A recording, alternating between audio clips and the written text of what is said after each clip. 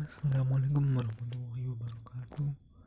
Perkenalkan, kami dari kelompok 7 akan membahas tentang masalah dan musalah yang berkatakan Ria Wismawati, Sarah Masida, dan juga Muhammad Rizky Nurhuda.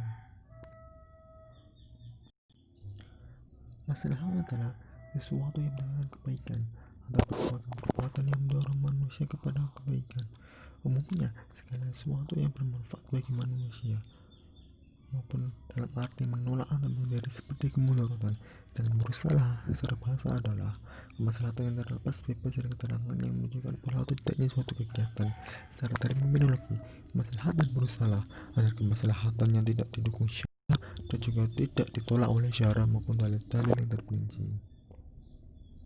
Macam-macam masalah dan masalah dari segi kualitas dan kepentingan masalah ada daruriyah, hajiyah, dan tahsiniyah. Sedangkan dari segi kandungan masalah ada masalah alamah dan masalah al-hasah. Dari segi berubah atau tidaknya masalah terbagi menjadi dua, yaitu masalah as-subis dan masalah al-mutahhirah. Dari segi keberadaan masalah terbagi menjadi tiga, yaitu masalah al-mutatabarah, masalah al-mulghah, dan masalah al-mursalah. Khususnya masalah dan mursalah, para ulama menyatakan bahwa masalah mursalah sebagai metode untuk menetapkan suatu hukum untuk kasus-kasus yang secara eksplisit tidak disebutkan dalam nas.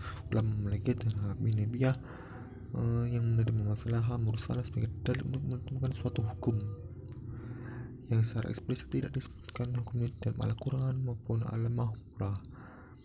Alasannya karena masalah mursalah dianggap merupakan induksi dari logika kesimpulan nas. Bahkan Asatibi mengatakan bahwa masalah mursalah sebagai metode bersifat qati sekalipun dalam penerapannya bisa bersifat sen.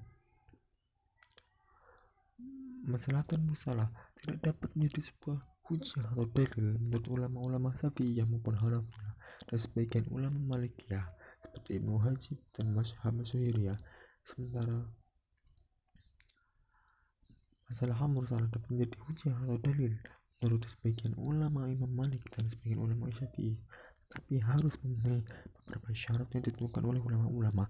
Sedangkan jumhur Hanafiyah dan Syafi'iyah mensyaratkan tentang masalah ini hendaknya dimasukkan di bawah qisas, yaitu apabila terdapat suatu hukum asal yang dapat dikiaskan kepadanya dan juga dapat ilat.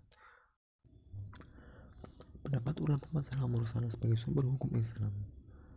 Ulama dari golongan Syafi'iyah dan Hanafiyah sepakat untuk tidak berpegang kembali istisna kecuali Imam Malik, dan dia pun tidak sependapat dengan pengikutnya. Ibnu Hajib, sesuatu yang tidak ada dalilnya disebut mursal, akan tapi jika khodib atau ada penetapannya maka dari itu bertolak secara sepakat. Imam As-Satibi dalam kata al-Istifham al-Qadi dan beberapa ahli menolak dan menganggapnya sebagai sesuatu yang tidak ada dasarnya. Imam Malik menganggapnya ada memakainya secara mutlak, sedangkan Imam Syafi'i dan para pembesar golongan Hanafi memakai masalah dan musalah dalam permasalahan yang tidak ada dijumpai dasar hukumnya yang sahih. Sedangkan Imam Ghazali berpendapat bahwa bila kecocokannya itu ada di dalam tahap perbaikan, tidaklah dipakai maupun ada dalil yang lebih jelas. Aplikasi masalah dan musalah dalam ekonomi dan keuangan Islam itu bisa kita jumpai dalam intervensi pemerintah atau marga pasar, larangan dumping, larangan spekulasi falas, dan penerapan revenue sharing pada bagi hasil perbankan. Jadi kesimpulannya adalah masalah sesuatu yang mendatangkan kebaikan, perbuatan yang mendorong kebaikan manusia, segala sesuatu yang bermanfaat bagi manusia maupun dalam arti menghindari dari kemudaratan. Sedangkan bersalah secara bahasa adalah kemaslahatan yang terlepas bebas dari keterangan yang menunjukkan pola atau tidak dilakukan. Masalah dan musalah adalah kemaslahatan tidak didukung oleh syara dan juga tidak ditolak oleh syara juga melalui dalil-dalil yang terperinci. Sekian presentasi dari kami.